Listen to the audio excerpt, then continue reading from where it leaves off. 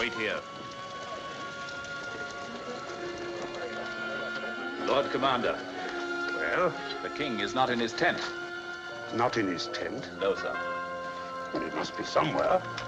Have you searched the camp? Yes, sir. I brought the aid you assigned to him. I think the man knows something.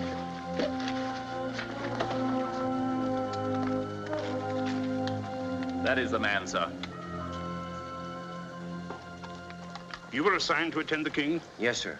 Where did he go? Sir, I cannot tell you. As your commander, I order you to tell me. The king pledged me to silence.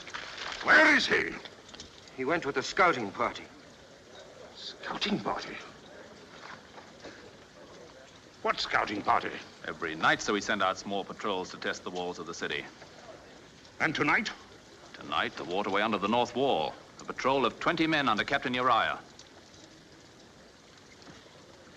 You let him go? I could not stop him, sir. We had finished the dispatches. The king stood in the mouth of the tent as the patrol went by. He looked after them, and suddenly he took up a sword and followed them. Take 100 of your best men and go after them. Sir. To arms, men! King. Ire's 100! To arms! King of all Israel, out there in the darkness exposing himself to the enemy. Crawling on his belly like a common soldier.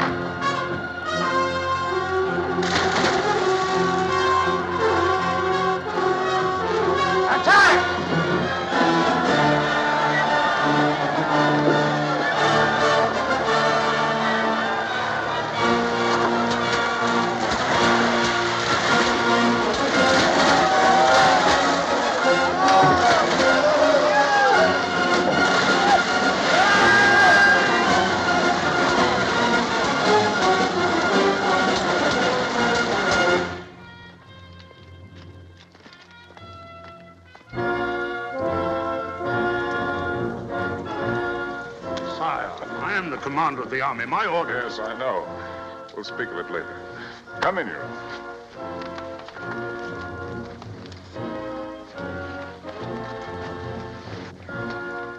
I apologize for delaying your supper. Sit down, Uriah. Pour us some wine. Sit down.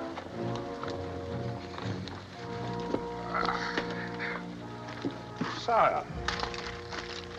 You're wounded. Let me call the physician. No, let it alone. It's a long time since I've shed any blood. It's good to have proof that it still runs in my veins. Sit down, George.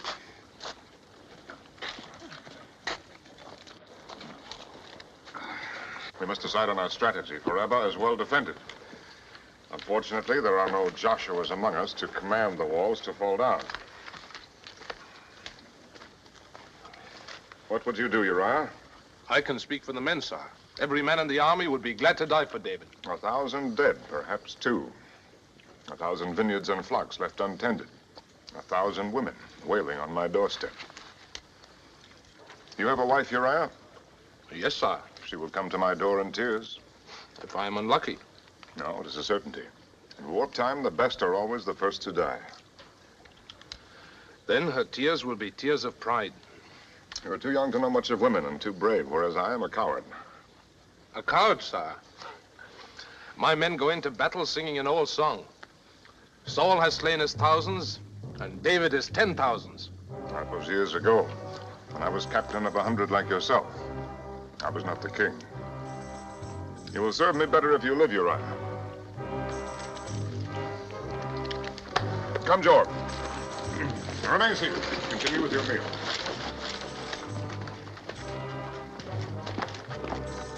I will return to Jerusalem in the morning.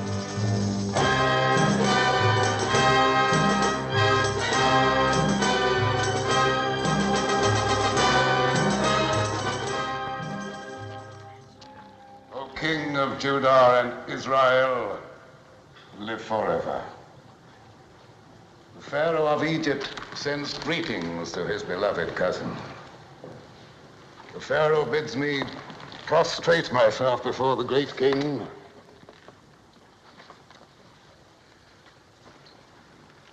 and to present this humble token of Egypt's regard. The king of Israel warms himself in the sun of the Pharaoh's regard.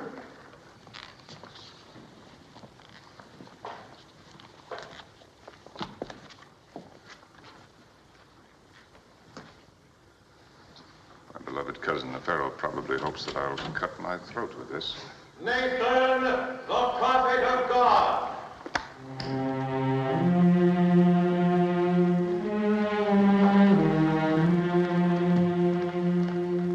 God walk with David. It is his custom to walk with Nathan. God looks with favor on your plan to bring the Ark of the Covenant into Jerusalem. Excellent. But as to your intention of building a temple to receive the Ark, he has commanded me to say this to you. Thus speaks the Lord. Should my servant David build me a house to dwell in? For I have not dwelt in a house since the day I brought the Israelites up out of Egypt, even to this day, but ever lived in a tent. Have I ever, in all these years, demanded that a temple be built for me? Now, therefore, I say to David, I took you from the pasture, from guarding your sheep, to make you shepherd over my people, even over all Israel. Yes, I understand. God sees no need of a temple. Is that it? That is his word. Very well, I leave such decisions to you. To God, sire. Whatever you like. You may take full charge of the arrangements to bring the Ark here from Baal, Judah. My father, will you hear my petition? Amnon, my son, you need not beg for an audience. You promised me as the heir to Israel all the vineyards north of the Mount of Olives as far as the borders of Ephraim. Yet you have given the large vineyard on the Gibeon Road to Absalom. Did I? Only last month you said it was mine, yet Amnon claims it. I demand only justice. And what does Absalom demand? Justice, too. Then no matter how I decide, I am unjust. The vineyard belongs to Amnon. Thank you, my father.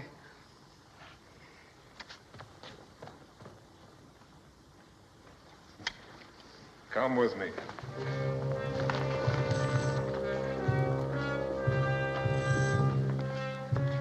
Let's try to understand my problem. Amnon is the heir. He's been anointed. If it became known that I favored you, it would weaken him in the eyes of the people. We both know that he needs all the strength that we can give him. We both know he is not fit to be heir. That I cannot help. You could anoint me in his place. Even if I wanted to, I am bound by the law. With our people, the law is everything. It is in their bones. It's only one vineyard, Absalom. I'll give you your choice of my own holdings. I want only what is mine.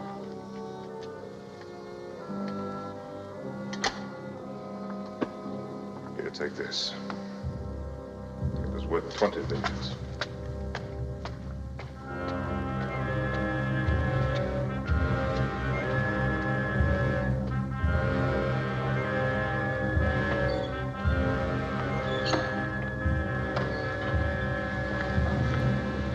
Michael, I did not expect to see you here. Does my presence displease the king? Of course not. You're always welcome. If the sight of me is so welcome, why haven't you come to my chamber since your return? I had much on my mind. Yet you found time to greet your other wives. I was the first. And now I'm the last. If you had been with the others, I would have greeted you too. You remain aloof by your own choice. There was a time when you thought well of my aloofness. I make no objection to it now. Do as you please. How graciously. You give your royal approval. Your sarcasm is wasted. We both know that royalty is a fraud. It was no fraud when my father was king. I've never denied that Saul was every inch a king. And his successor, every inch a fraud. I will not argue with that either. Do you think that hanging his spear on your wall will make you royal? Michael, please. I have messages to read. Oh, I understand. I am dismissed. The shepherd's son is dismissing the daughter of Saul. I am to go and sit with the concubines. They are my wives. And you are my wife. Is that not enough?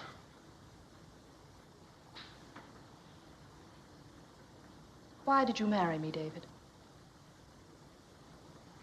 Why? Because I loved you. You lie. You have never loved anyone but yourself. David, meaning beloved. David, the beloved of David. Whatever you say. My love was wasted. You had no need of it. Is your memory so short? I had great need of it once. I begged you on my knees, but you deserted me. You refused to follow me into exile. You even dishonored your vows and let your father marry you to another. Against my will. You can say so. I cannot help thinking that real love would have fathered a stronger will. Then why did you take me back? You might have guessed.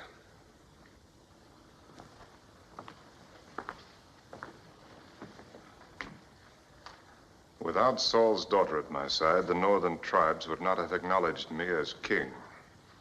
By taking you back, I made Israel one.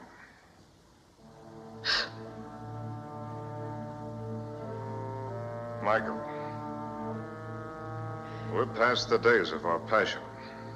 Love or hatred or anguish, even cruelty. Why should we torture ourselves? We have to go on living, Michael.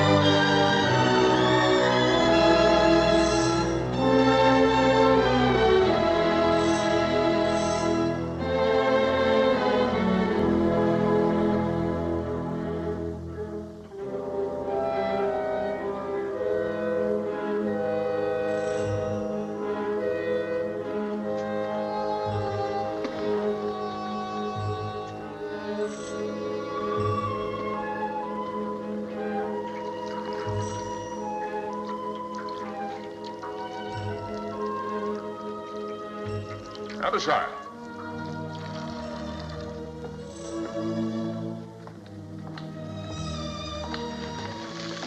There's a house.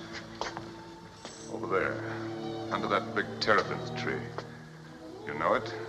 Yes, sir. The house of Uriah the Hittite. Uriah the Hittite. He's a captain with the army. Yes, I know him.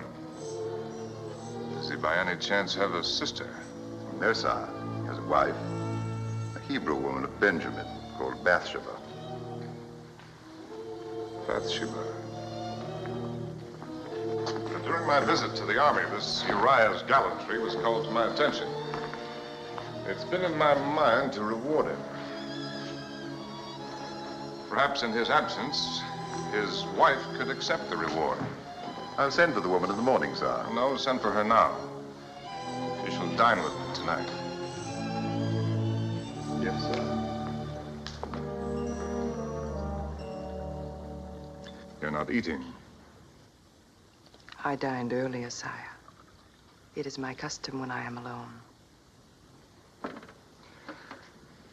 As a soldier's wife, you have good reason to hate the king who keeps your husband from your side. The king does what he must. His needs are the kingdom's. Not all of them.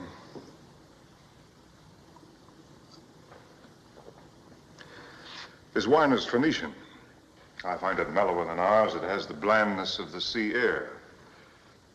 Have you ever visited the coast? No, sire. I lived for several years among the Philistines.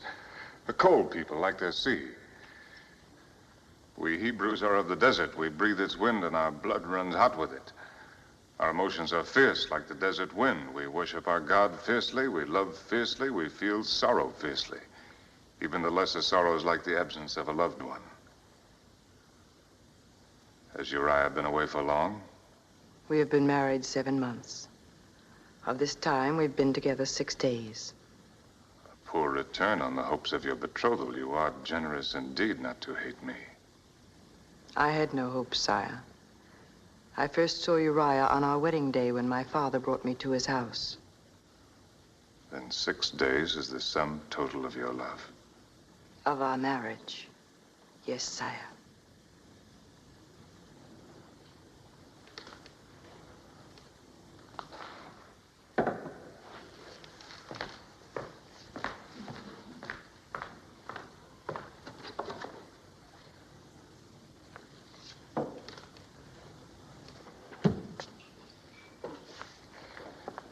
One of the vanities of kings is that they think virtue can be rewarded with a bauble. Our God must laugh at the spectacle of unvirtuous kings, hanging bits of rock and metal on virtuous men.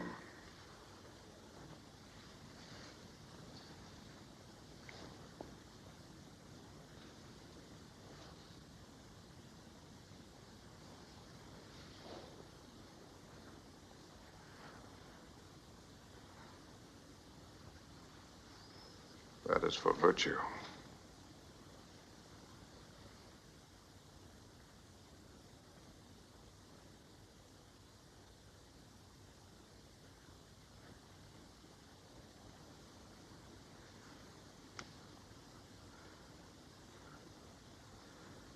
Now you understand why I sent for you.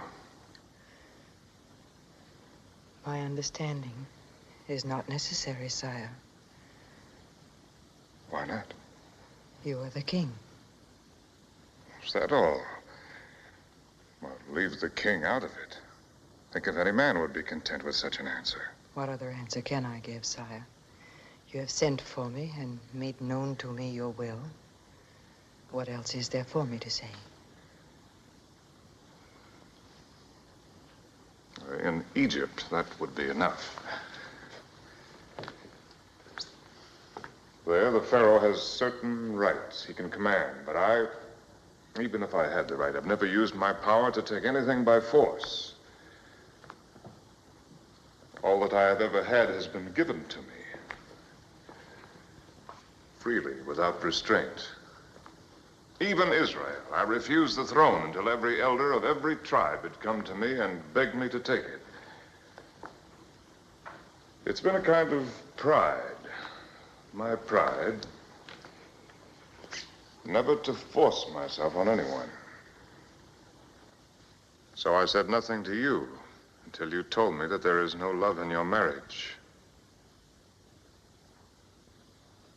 Yes, you told me that. And so did Uriah.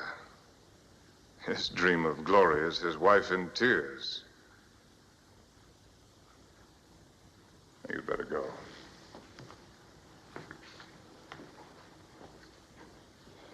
Oh, no, keep that.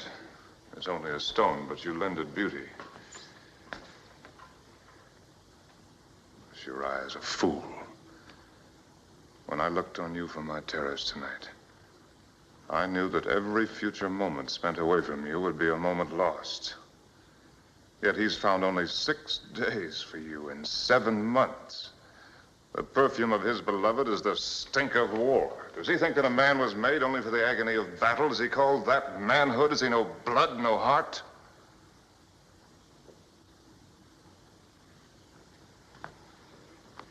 Now go. Be thankful that I am not feral. At least I can console myself with the thought that your modesty matches your beauty. Perhaps you would prefer truth to modesty, sire. Before you went away, I used to watch you every evening as you walked on your terrace. Always at the same hour. Always alone. Today I heard you had returned. Then you knew that That you would be on your terrace tonight. Yes. I had heard that never had the king found a woman to please him. I dared to hope that I might be that woman. Why are you telling me this now? Why not before? Because first, I had to know what was in your heart. If the law of Moses is to be broken, David, let us break it in full understanding of what we want from each other.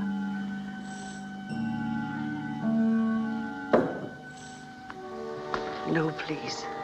I'm not finished. There are women you could send for and send away again. I am not one of them. What do you want? To please you. Have I not made it plain enough that you please me? I'll never send you away. If that is what you want, never as long as I live.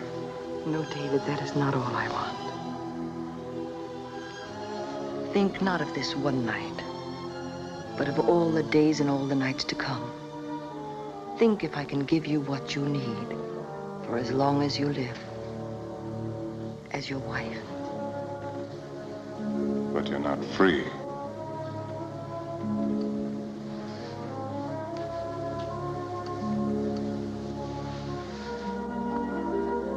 If I were free.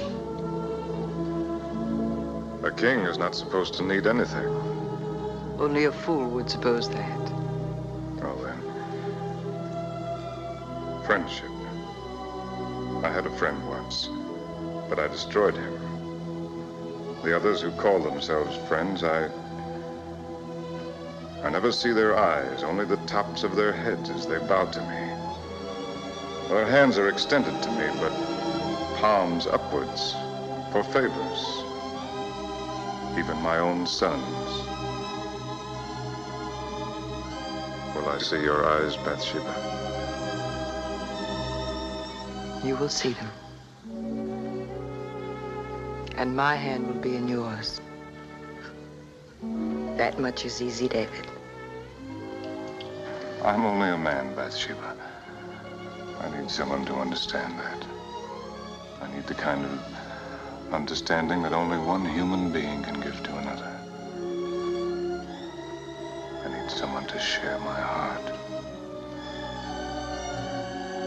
The man I watched from my window was not the king, but a man whose heart is well worth the sharing.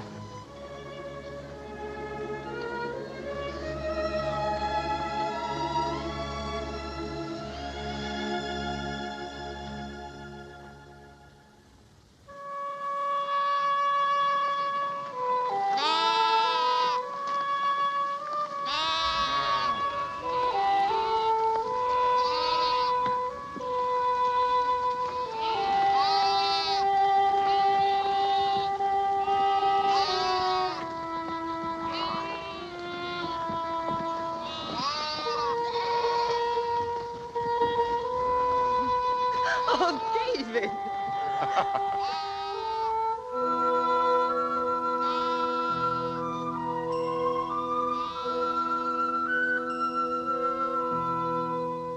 No, David. The boy, he'll see us.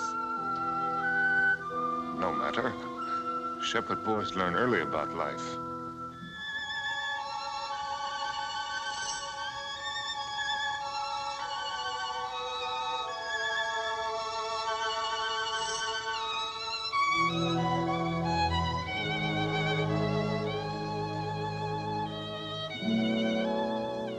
David? Did I what? Learn about life early. Before I was 12, I knew almost everything there was to know about life. And death. 12, I'd killed wolves. 13, a man. Tell me. Not about the killing. Tell me about the boy you were.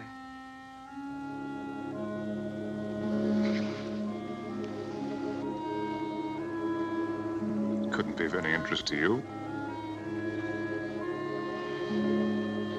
A woman is interested in everything about her man. Particularly in what he was before she knew him. Well, there's not much to tell. I was a shepherd like thousands of others in Judah.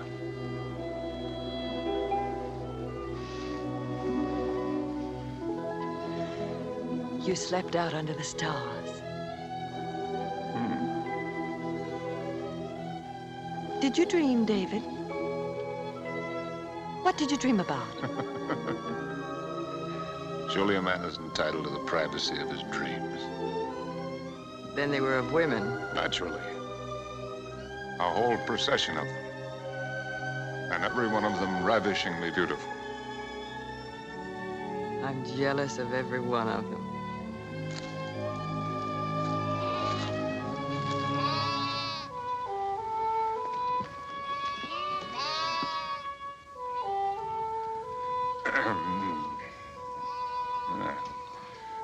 It's been a dry year.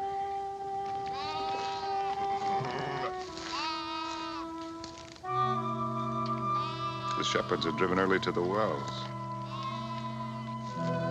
Once when I was a boy, we had a year when even the wells went dry. By midsummer, we were slaughtering sheep, saving only the ewe lambs. That was the year that I fought the wolves. Tell me. They'd been made desperate by hunger. I fought them for 8 hours with my slingshot. In the morning, 6 of them lay dead. And you were only a boy. Oh, I was quite a hand with a sling. Here, I'll show you. May I try your sling?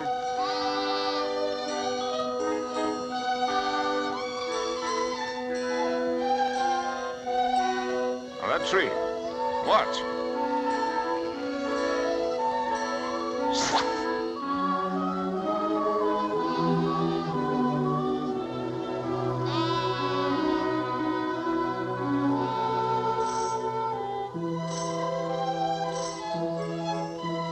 Very well, if you think that you can do better.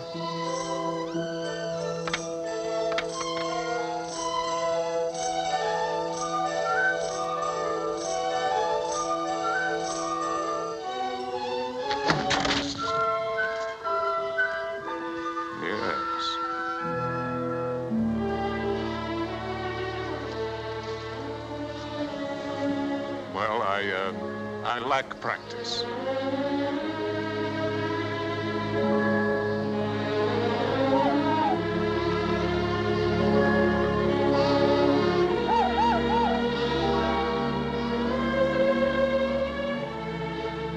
David, did you really kill Goliath? After seeing me with that sling, how could you doubt me? Was he truly as big as they say? Well, I will admit that he grows a little bit bigger every year.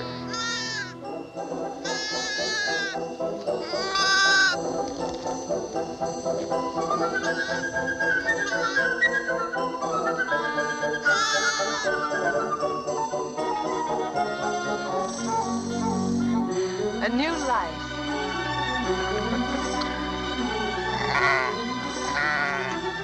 Oh, there's his mother. She's caught in the brambles.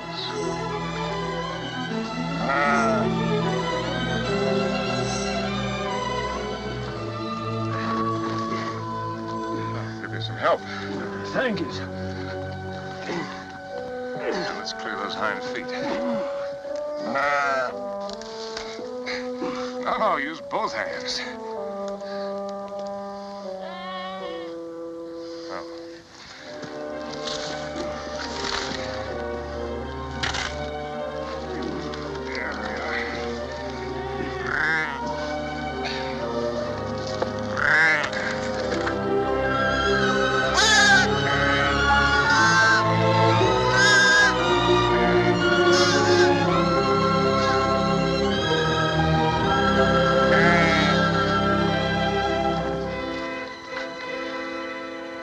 An old soldier, sir.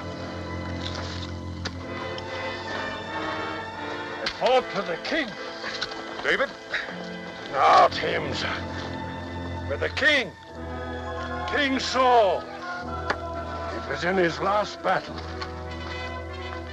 There, at the Mount of Gilboa.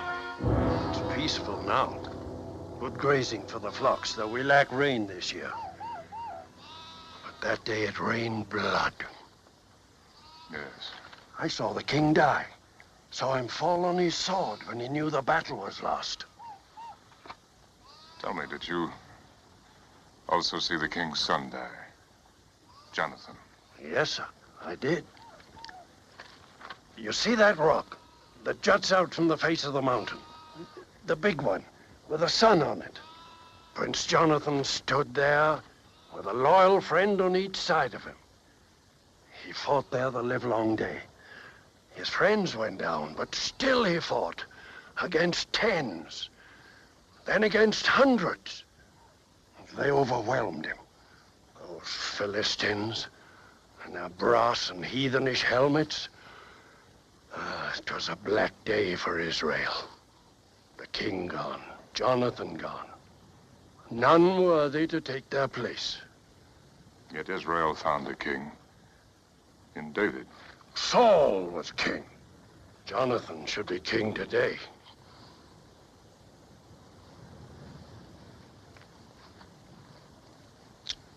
Here.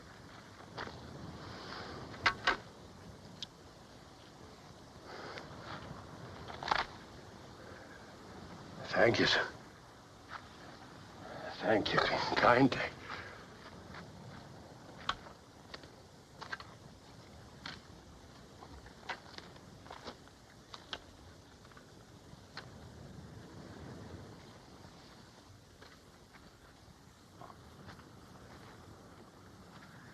David. Come. It's getting late.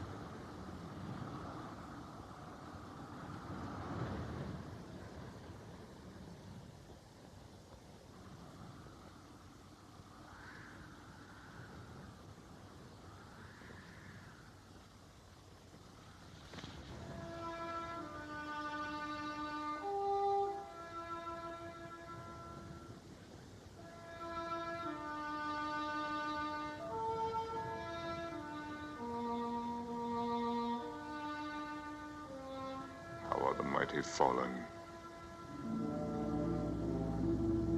In the midst of the battle.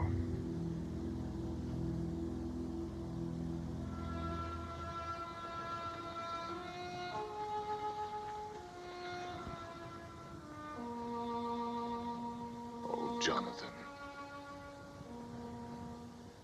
Thou wast slain in thine high places.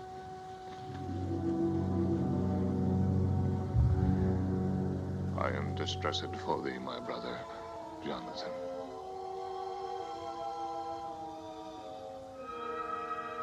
Very pleasant hast thou been unto me. Thy love to me was wonderful, passing the love of women.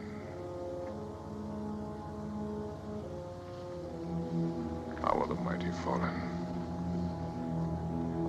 and the weapons of war perished.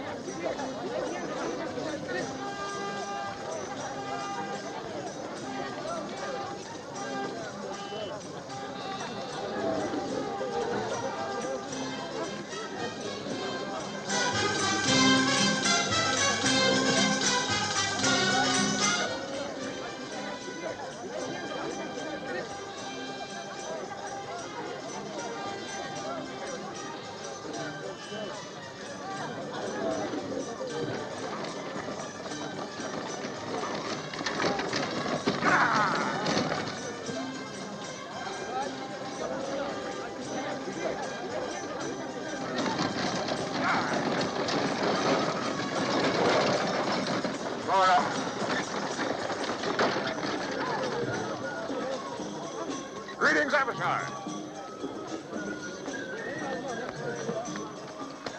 I received your message. Am I in time? Yes, sir. Even now, the caravan approaches Jerusalem.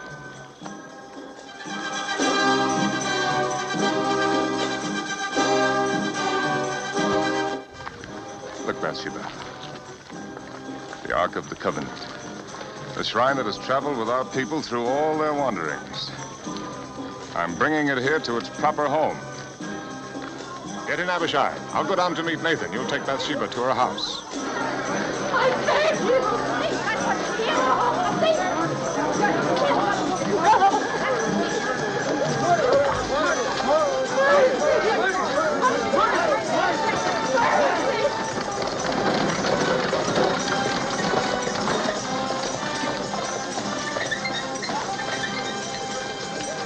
Mercy, I beg you. It's for you to cast the first stone.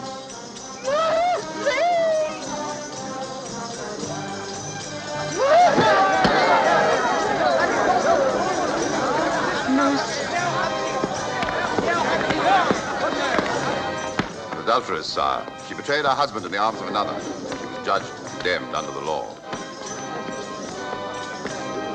Go. Take her home.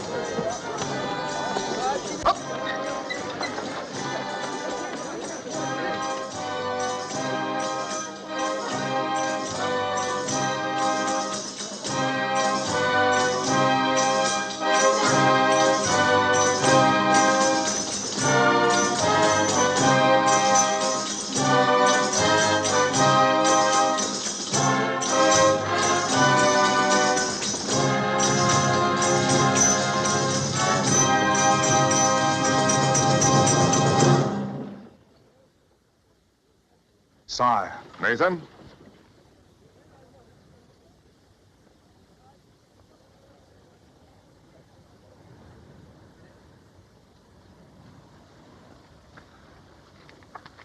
God's design is a strange one, Nathan.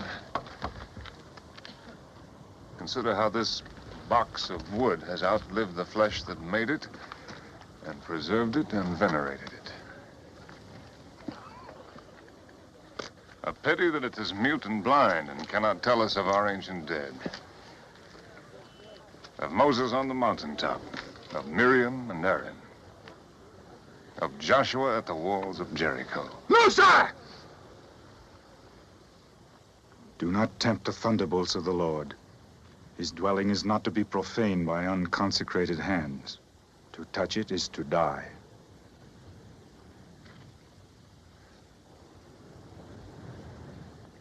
As you say, Nathan.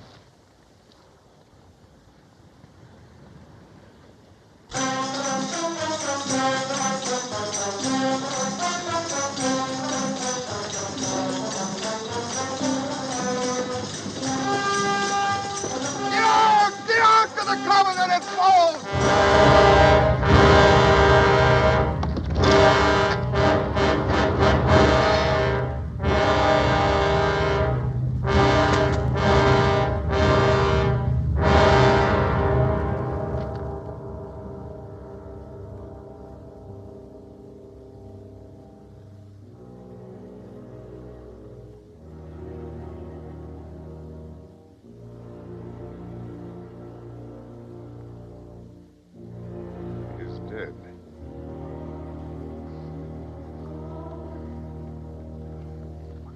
Let all take heed and bear witness to what they have seen, that the people may know the will of God.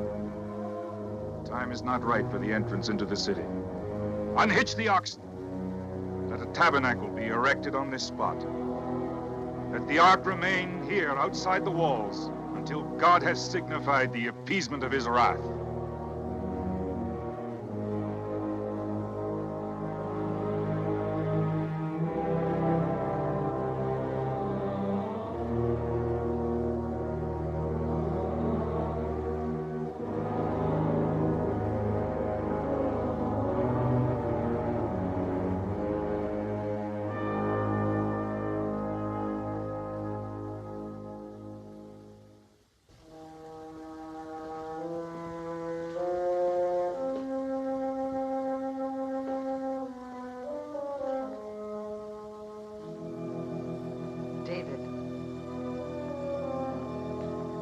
Bathsheba.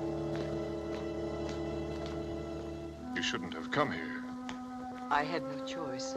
My news would not wait. David, I bring you trouble. Our secret is no longer a secret. Who has learned it? No one yet. But soon all will know who have eyes to see. I'm sure now of what I have feared this past week. I am with child. Beloved.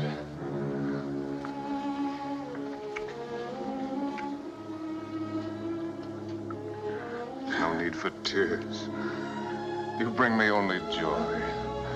What man would not be happy to learn that his wife will give him a child? I am not your wife. You are my only wife. Please, beloved, do not be afraid. I am not afraid.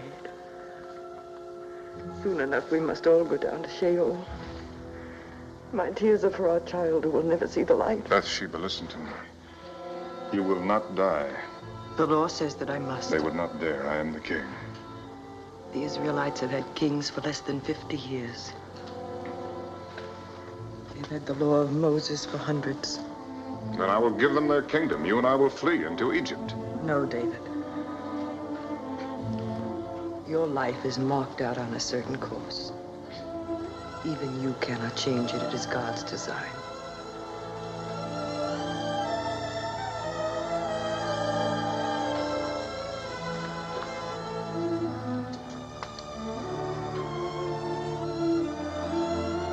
There's another answer. Uriah. Uriah is a soldier. Soldiers die every day in battle, and not always by enemy hands. No, David. Even our love could not bear the burden of such a crime. The crime lies in the chance that I was born a Hebrew. In any other nation on earth, Uriah's life would be forfeit. It would be no less a crime.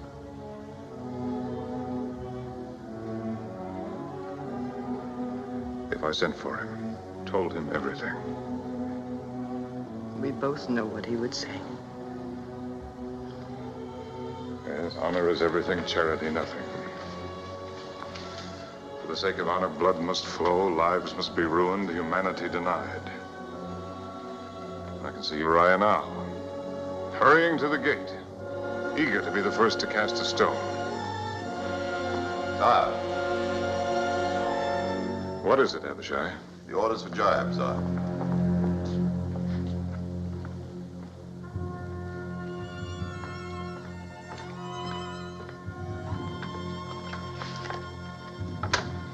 Yes.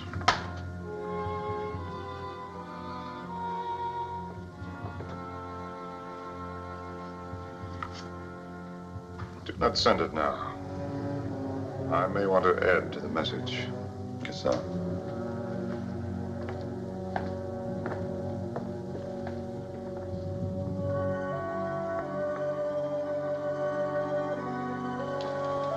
There is another way. Perhaps it will solve nothing. But at least it will gain us time.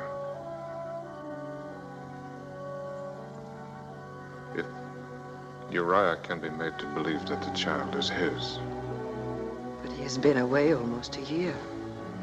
I will send for him to report on the campaign. He'll be here in Jerusalem one night, perhaps two. Called me your wife. The law calls you his. That is not worthy of you, David. It tears my heart to suggest such a thing. But it is your life, beloved. Your life. It is shameful what you ask. There is no shame too great. No act so vile that I would not commit it. It would save my love.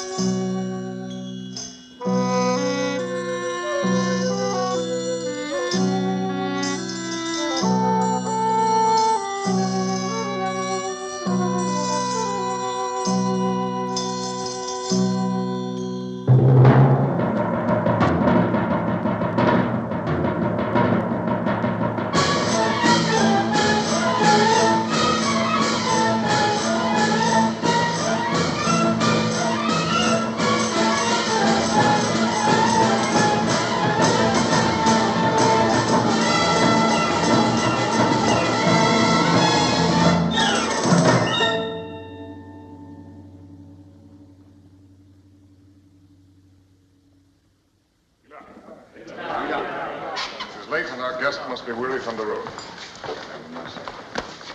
Come here. Absalom, my son, it is many days since we've seen you at the palace. I've been in Judah, sire, tending to my vines. And do you expect a good yield from your vines? I have no reason to be dissatisfied, sire. In such a bad year. You're to be congratulated. I should like a word with you in private, Uriah. I'm at my king's service. I will not keep you long. You must be eager to go home. To your wife. You say the attack is planned for the day after tomorrow. Yes, sir. Job is confident that it will meet with success. He promises Uriah within a week, sir. With your permission, sir, I plan to return to camp early tomorrow so that I may lead my 100 into the battle. As you wish. Abishai will have dispatches for you to carry. But if you desire to remain in Jerusalem longer... My only desire is to serve my king. I might believe that. But you have a wife. My wife is nothing, sir, beside my duty. Sit down, Uriah. They say she's very beautiful. As women go.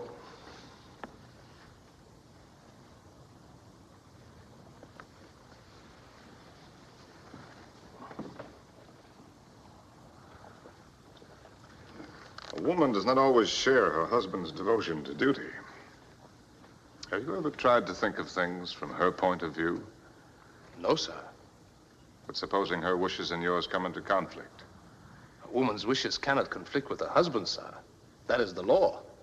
The law? The law can only control what we do, not what we think. What does your wife think, Uriah? I do not know, sir. Is it possible that you believe that she does not think or feel? A woman is flesh and blood, Uriah, like us. Perhaps even more so, because we give her so little to think of but matters of the flesh. In all our history, only a handful of women have been permitted to write their names beside the men. Miriam, Deborah, Jael, perhaps one or two more. A woman's occupation is her husband. And her life is her love. But if her husband rejects her love, if he puts another love before it, if he denies her the only meaning that her life can have, is it not understandable if she seeks a meaning for it elsewhere? With another man? Yes. If she does, she breaks the law. But if her husband feels pity for her, under the law, he is the one who must condemn her. Then it is doubly his duty to be sure that the law is obeyed.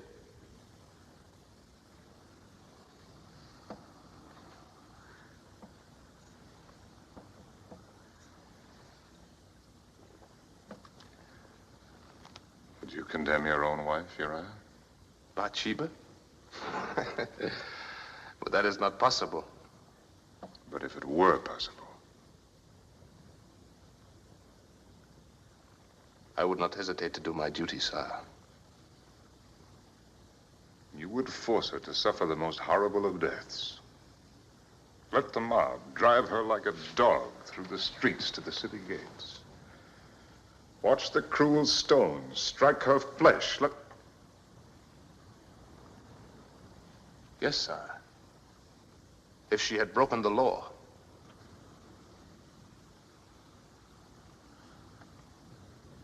I've kept you too long from your bed. You may go. Sire, will you grant me a boon? What is your wish?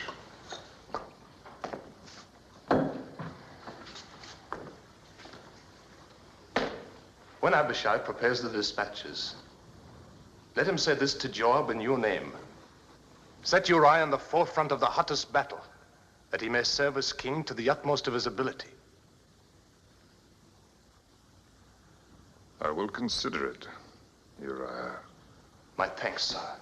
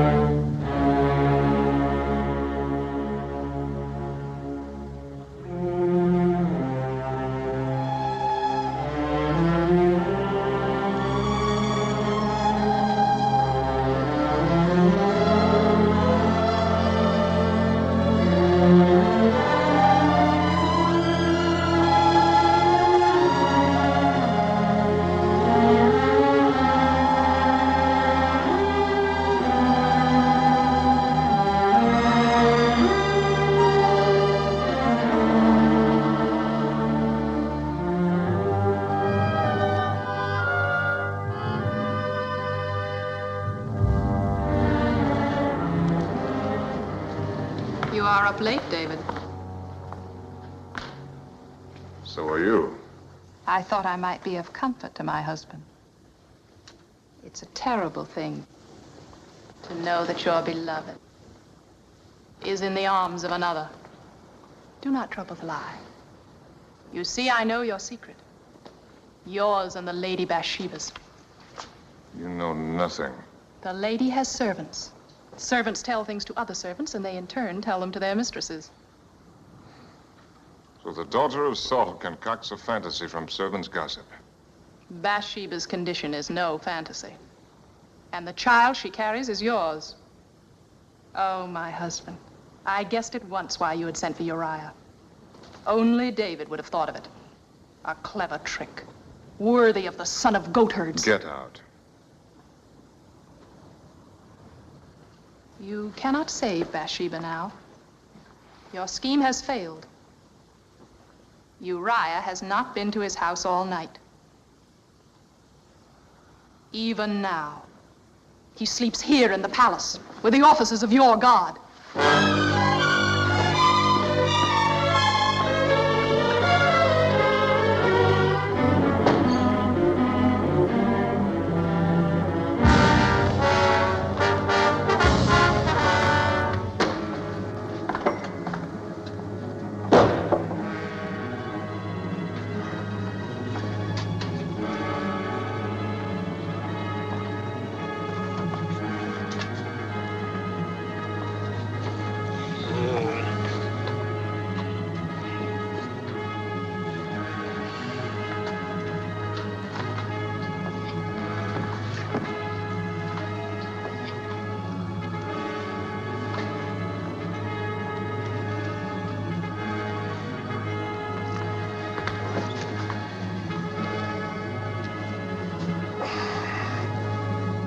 Sire, forgive me. I have slept late. I told you to go home. I ask your pardon, sire. I could not go to my wife. Why not? It's a matter of my own worthiness. Perhaps you will consider this foolish, but when Joab told me I was to come to Jerusalem, I swore an oath on my sword. I swore that while the army still slept in tents, while Rabbah still stood in defiance of God's will, I would deny myself the comforts and the pleasures of my own house. I would keep myself clean for battle as if for entering the tabernacle of the ark. I'm sorry if I have offended my king.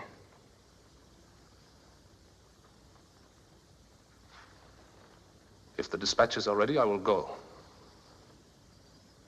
You fool. You stupid, blind fool.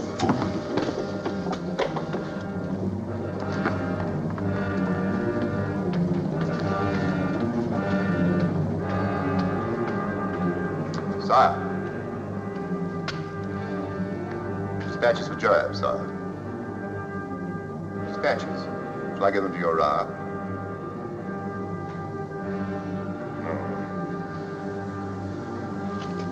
No.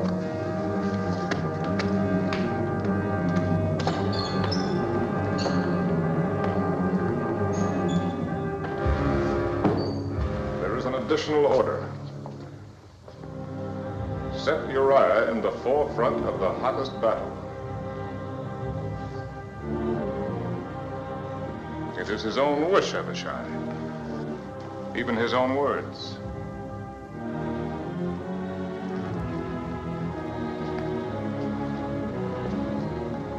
Is that all?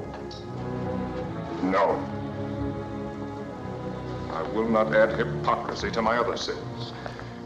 Even if Joab should understand what I intend, I cannot ask him to share the burden of my guilt. Here is the order. Set Uriah in the forefront of the hottest battle and retire from him that he may be smitten and die. Yes. When it is finished, seal it and give it to Uriah. Yes, sir.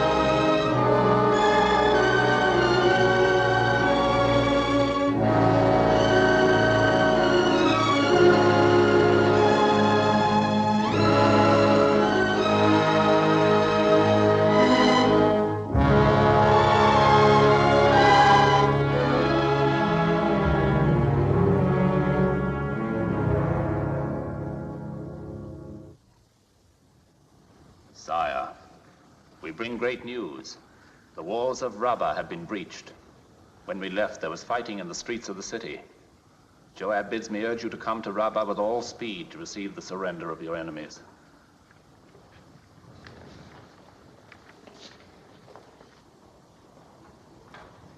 And our dead? Our losses have been heavy, sire. Of the captains of 1,000, Abimelech, the son of Jerubbaal, and Heled, the son of Ikesh. Of the captains of 100, Hezro the Carmelite, Egal, the son of Zelik, Ittai, the son of Ribai, Abiel, the Arbathite, Eliam, the son of Reuben, Shammah, the Haradite, Uriah, the Hittite, Bani, the Gadite, Asmaveth, the son of Eli, and many more are wounded. How did Uriah the Hittite die? There was a mistake in the order, sire. Uriah advanced too far into the breach and was cut off from his command. When you have eaten and rested, prepare to return to Rabbah. I will ride with you. Sire.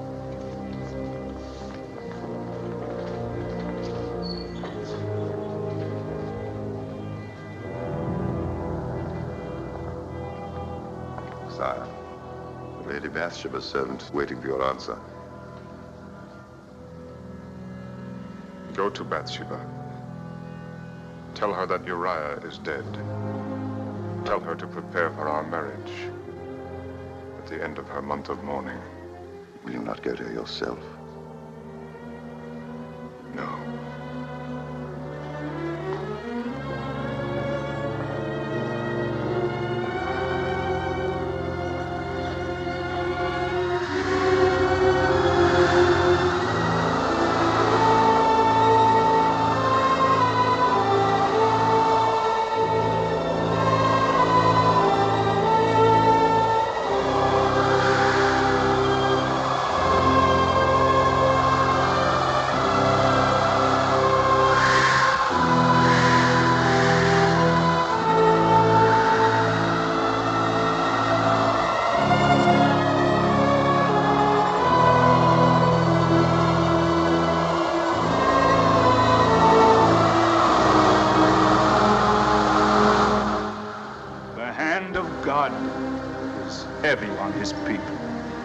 Thus speaks the Lord.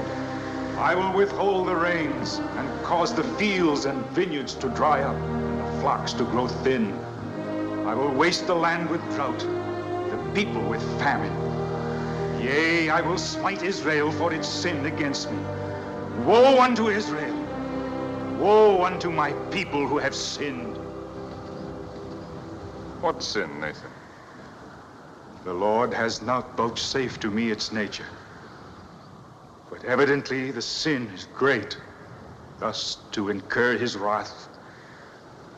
Does it take so much to make him angry? That soldier who laid hands on the ark, he was only trying to be helpful. It is not for us to question the ways of the Lord. I question nothing. Yet the sun was hot that day. The man had been drinking wine. All were excited when the ark began to fall. Is it not possible that the man might have died naturally from other causes? All causes are of God. We've had droughts before, Nathan. I'm buying grain in Egypt and Philistia. There will be enough for everyone until the rains come if I have to empty my treasuries. Now, what more can I do? Is there anything else? Yes, sire. I have sat in the gate and listened to the people talk of the king. What do they say? They say that David is no longer David. They say that he neglects his duty, that he is often away from the city. When he is here, he has turned his face from his people. Petitioners are sent away from his door without a hearing. In hard times, it's natural that some will complain. Complain, yes, sire.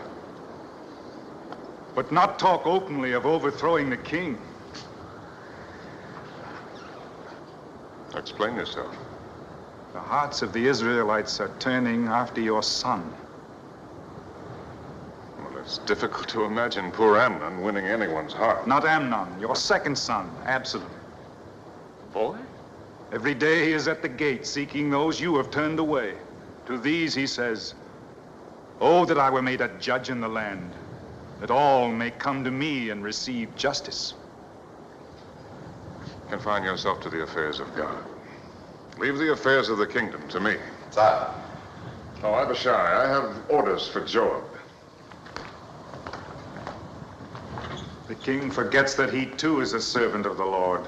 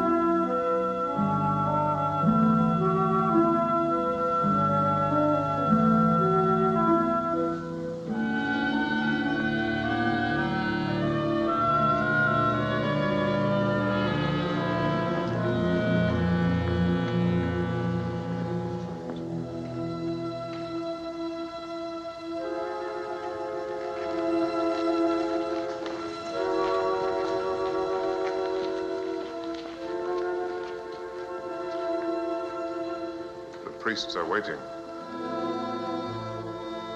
I have been waiting these days and weeks, waiting for a word from the one who called himself my lover, for a sign that all of his promises were not lies. Beloved, Do not call me that. Even the word is a lie. If you still loved me, you would not have avoided me. You would not have left me in darkness, alone with my fears. You know that I was called to Rebbe. It is a week since your return.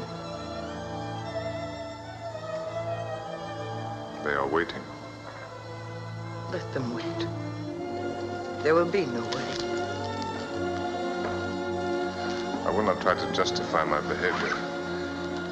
But even if I have earned your hatred, you know why the wedding must take place. I could more easily find courage to face the stones of the mob. If our marriage is no more than an act of charity on your part, then say so. If I have lost your love, tell me, and I will trouble you no longer. I am not a beggar, David. Beloved,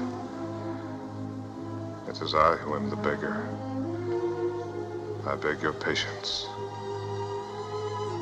If you love me, say no more. Take my love on faith. It is yours, and will always be yours.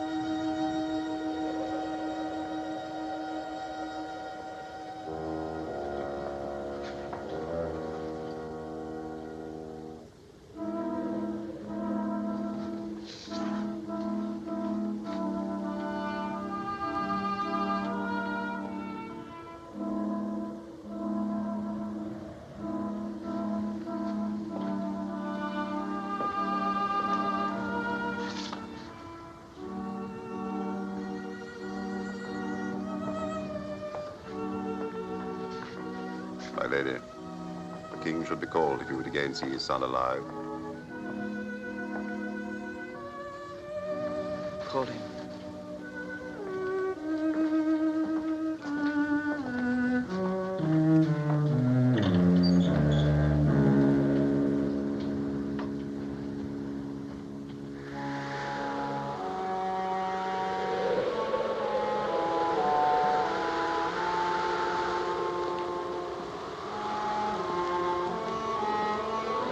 Sire.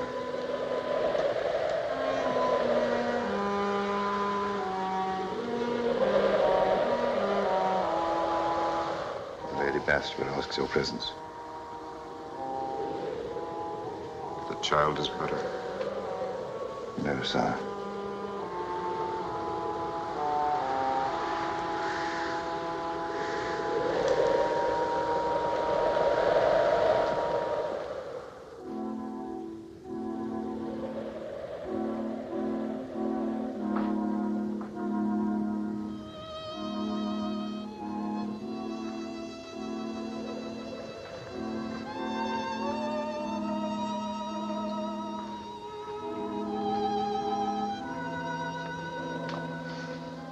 The physicians can do no more. They say he will die. I know. I have known it these 7 days. I have lain in sackcloth on the earth. I have fasted. I have tried to pray. My prayers were only words going out into emptiness. They fell on no ears but my own.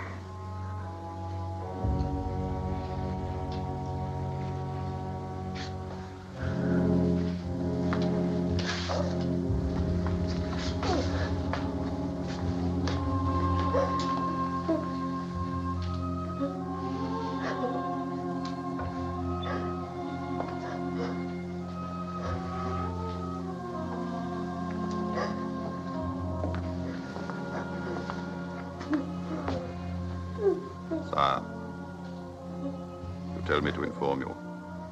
The ambassador from Egypt has arrived. Shall I send him away?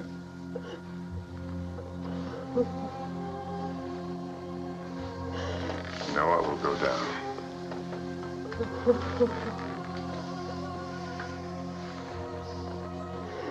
The time for grieving is past.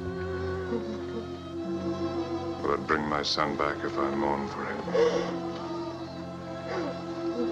No, I shall go to him.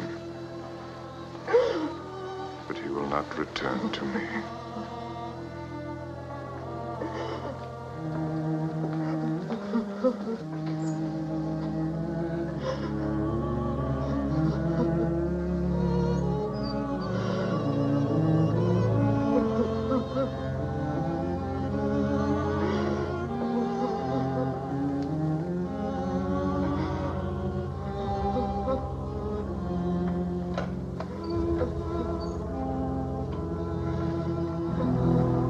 The heart of the Pharaoh bleeds for his cousin and for the people of Israel. But alas, the Pharaoh's storehouses are empty. There is barely enough grain to feed Egypt. The heart of the Pharaoh cannot bleed, for it is bloodless. The storehouses of Egypt are full. My sacred Osiris, I swear to you I speak truth. Dog of Egypt, you lie. And your master lies. This is only what I expected. Charity is not to be found among the virtues of those who make gods of vultures and hyenas. Now go. Nathan, the prophet of God.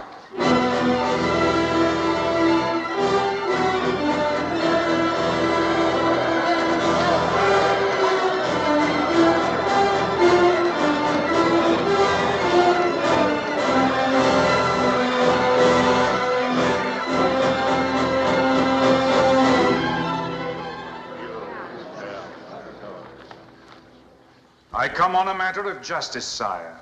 Hear and render judgment.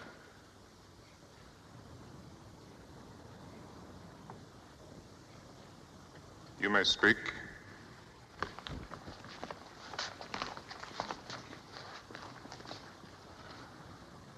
There were two men, one rich and one poor. The rich man owned great flocks and herds. But the poor man had naught but one ewe lamb. He reared it, and it grew up with him and his children. It ate of his food and drank of his cup, and it was like a daughter to him. Now there came a wayfarer to the rich man, asking meat. But the rich man did not take of his own flocks, feed his guest. Instead, he took the poor man's one ewe lamb and slew it and prepared it for the wayfarer. What is your verdict upon this man? He shall restore the lamb sevenfold. The lamb is dead. It cannot be restored. Then the man deserves to die because he had no pity. You are the man.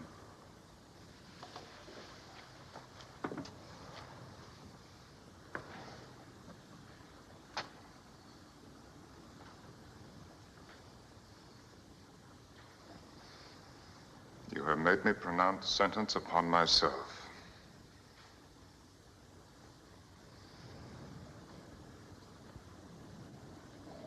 Very well.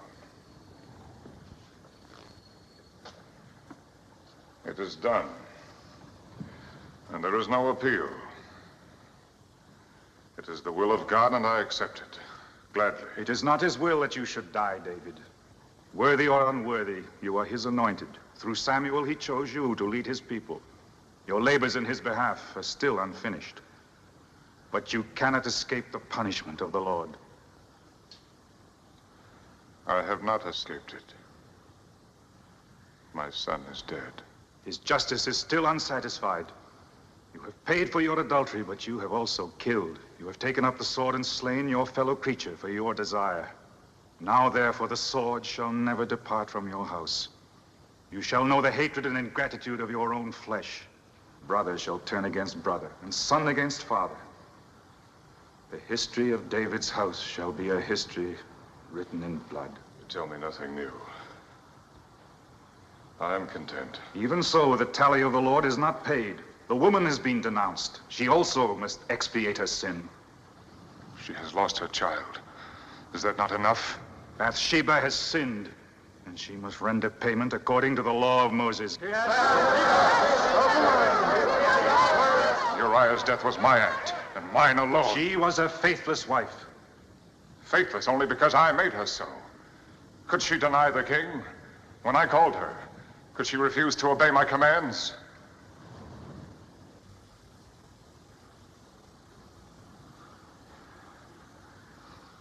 No, she would never lie for herself.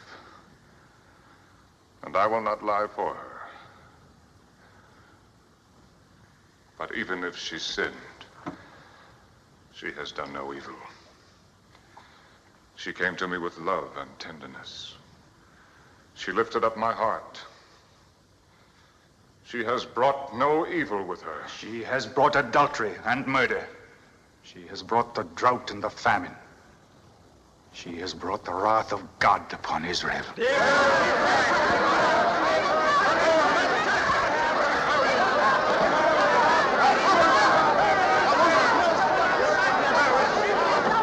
know the law, and so does David. Yes, I know the law. Where are the accusers? Under the law, they must cast the first stone. Where are those who will say that I knew Bathsheba before our marriage?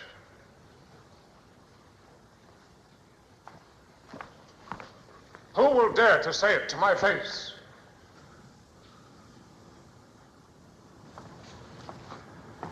So there are no accusers. You have none.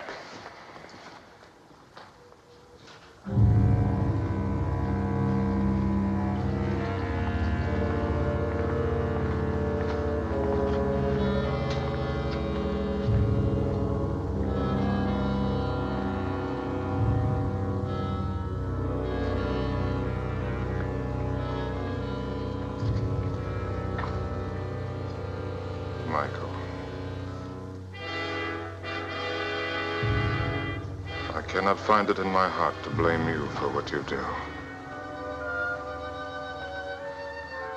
But you, Absalom, my son, have I given you cause to hate me so? Go, David, and bring Bathsheba here to face her judges. You have made her a queen in Israel. It is not fitting that she should be dragged to judgment by the people.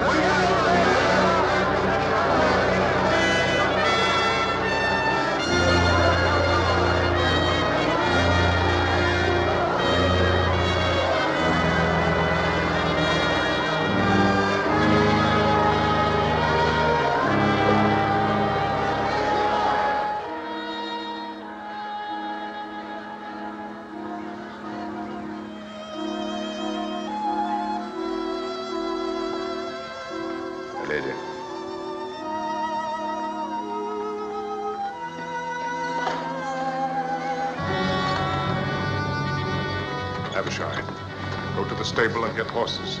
Bring them to the gate in the garden wall. Yes, sir. No, not that way. They'll be watching. Go by way of the terrace. We can be out of the city before they know that we've gone. Sire! The palace is surrounded. Call the guard. Surely my own bodyguard can be trusted. Go! Go!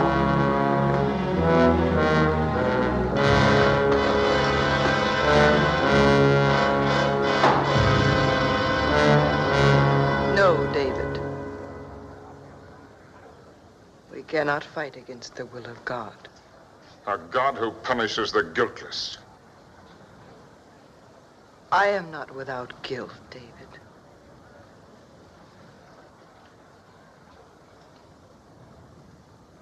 Now I know how Uriah died.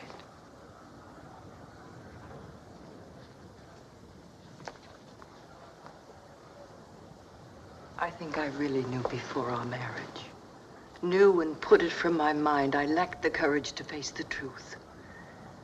My guilt is as great as yours. Greater. Because I let you bear the burden of it alone. I killed him. I wished him dead. God sees into our hearts, David.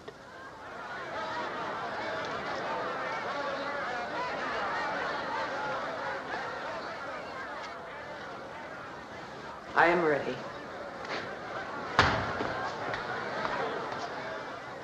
God, I cannot let them take you. I cannot let you die.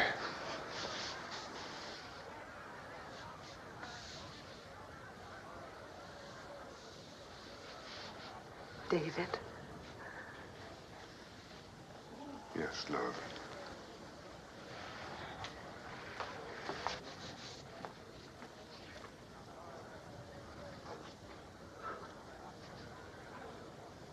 In all our time together, you have never played for me.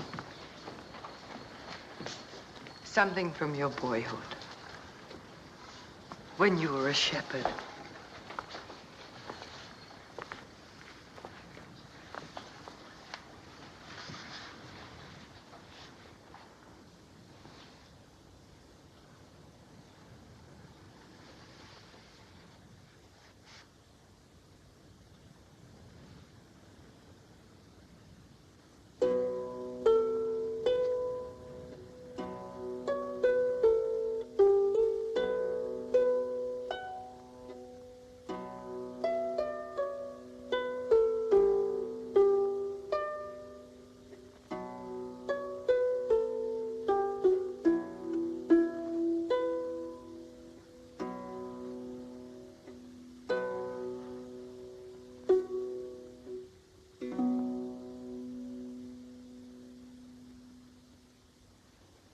The Lord is my shepherd. I shall not want.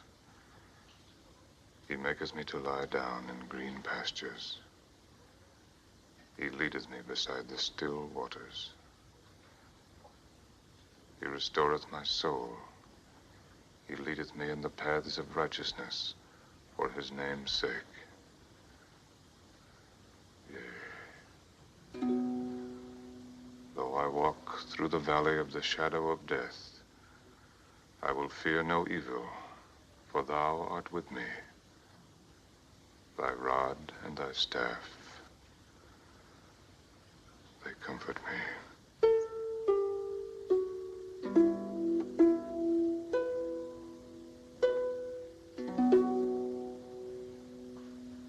Thou preparest a table before me in the presence of mine enemies. Thou anointest my head with oil. My cup runneth over. Surely goodness and mercy shall follow me all the days of my life. And I will dwell in the house of the Lord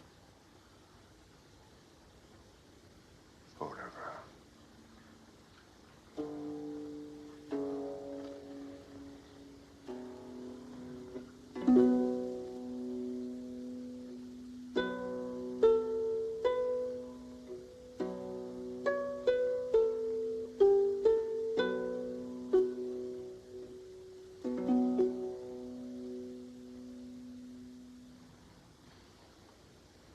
Goodness and mercy. When I wrote those words, I believed in such a God. I was only an ignorant shepherd boy. There was no one to teach me about God. So I taught myself. I saw him in the hills, in the trees, in the miracle of the birth of lambs. I felt his mercy when the wolves had fled and my flock was safe. When spring broke the grip of snow and ice. When the cool wind blew after the heat of the day. I saw his splendor in the flowers blazing on the hillsides, the stars burning in the sky, and knew his hand in everything.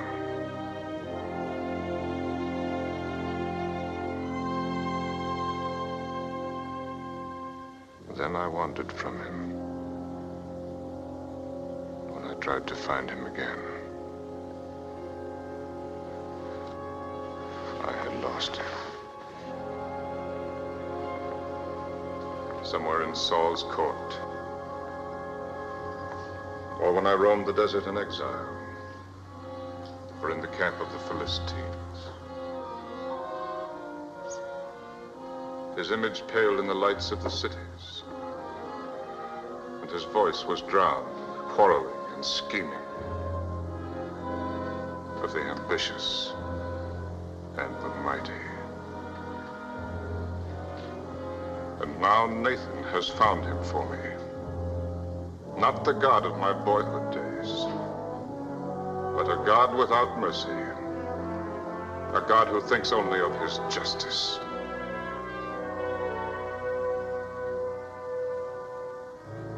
So you must die. As the soldier died when he tried to save the ark from falling. He put his hands on the ark like this.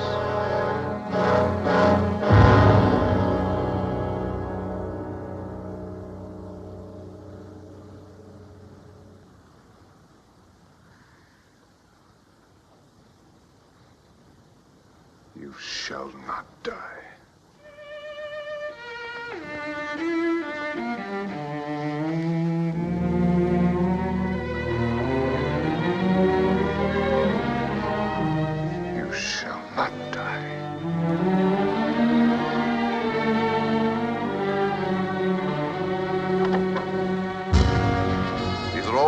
Sir.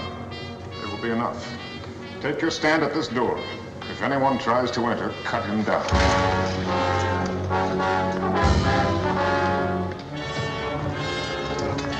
You go to the right door. You to the left. Two at the wall. You to the stairs. You to the head here.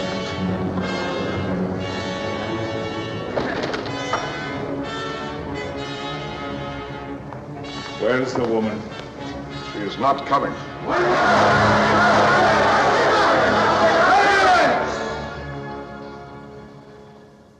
He is the king.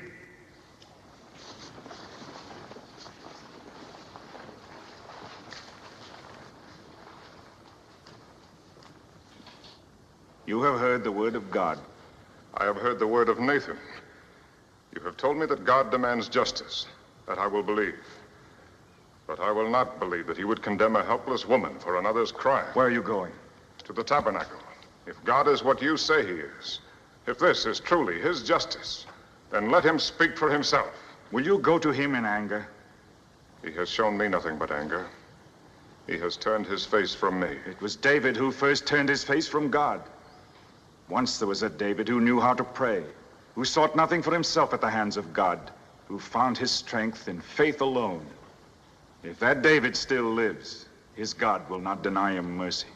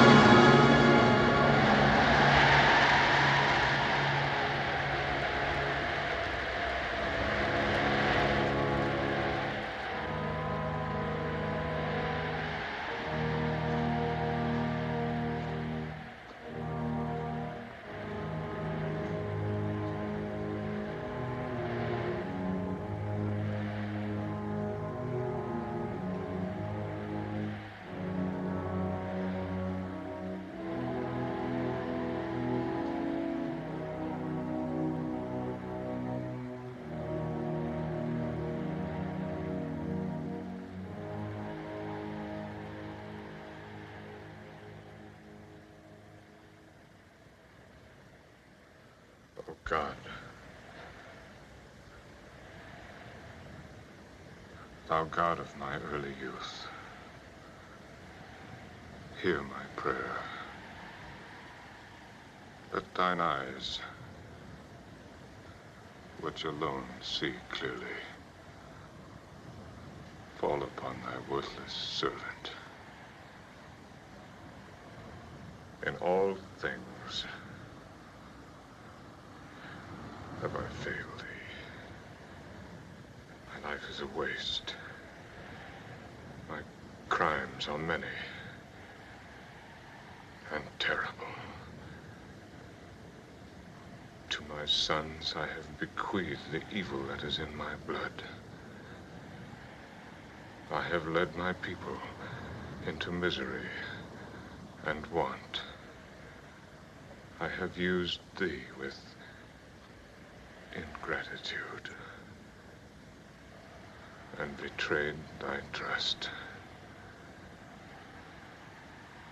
I have been a faithless shepherd.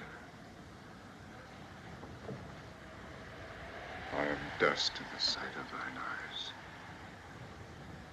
I am less than the meanest creature crawling in the earth. And yet, O God, I am also thy creation.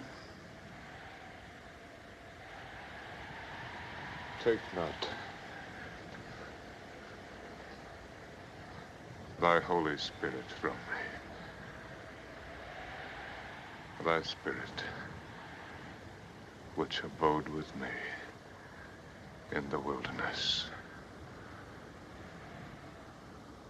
I ask nothing for myself, O God. By my sins, I have put myself beyond the compass of thy forgiveness. But lift thine hand from thy people who suffer for my crimes. Forgive them the sin that is not theirs, but mine. Let the land thou gavest their fathers flow once more with thine abundance.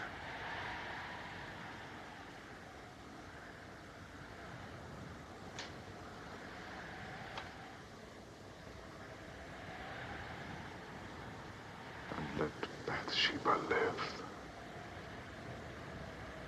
to praise thy name and testify to thy mercy. Show her the loving kindness of thy heart. Cleanse her from sin.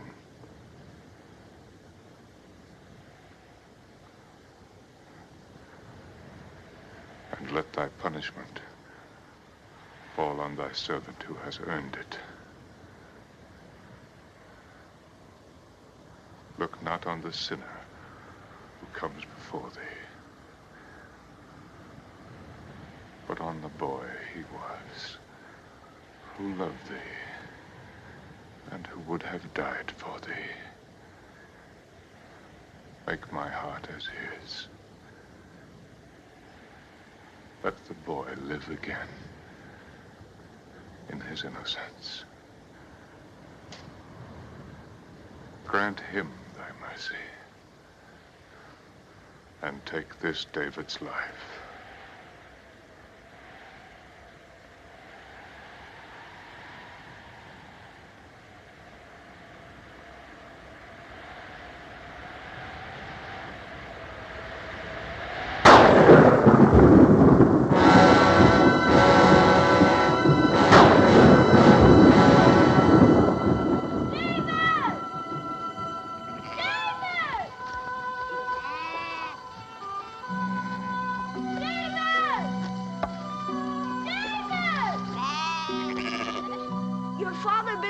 To his house.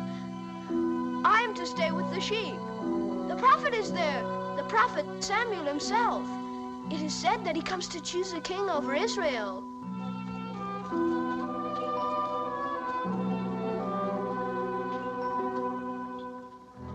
Uriah, Abinadab, Shammah.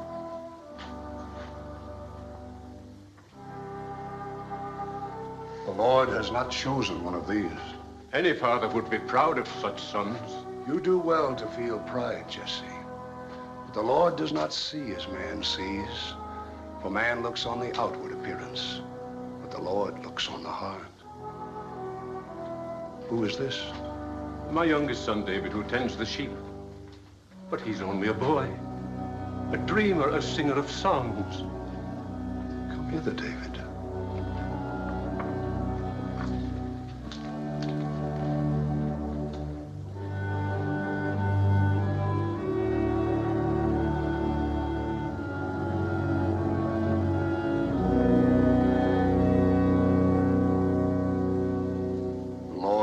Chosen.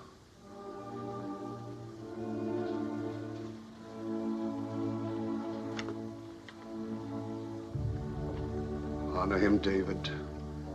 Walk in his light, and you shall serve him as few are permitted to serve.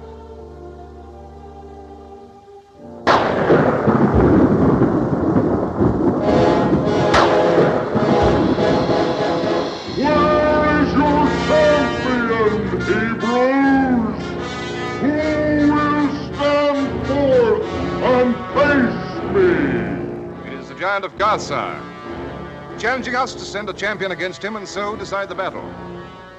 Sire, the men have heard his challenge these 40 dawns. They cower like whipped dogs at his voice.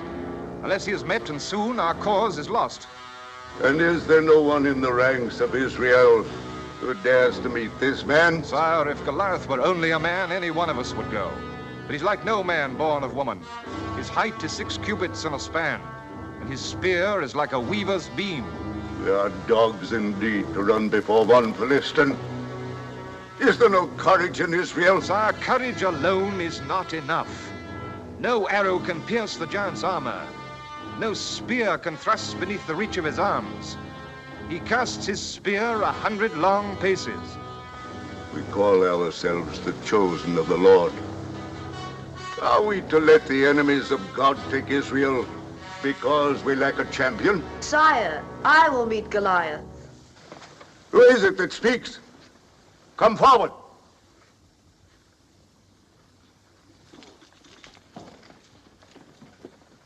David, my armor bearer. I will meet him, sire. Sire, Samuel calls this boy the Lord's anointed.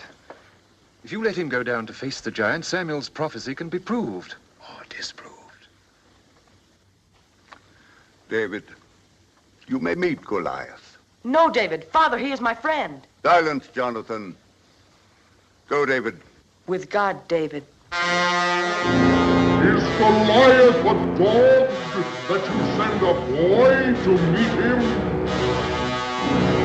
Come closer, little one. Come closer. Come closer, little one. My father, let me go down in David's place. No, Jonathan. Let the Philistine prove the folly of Samuel's prophecy.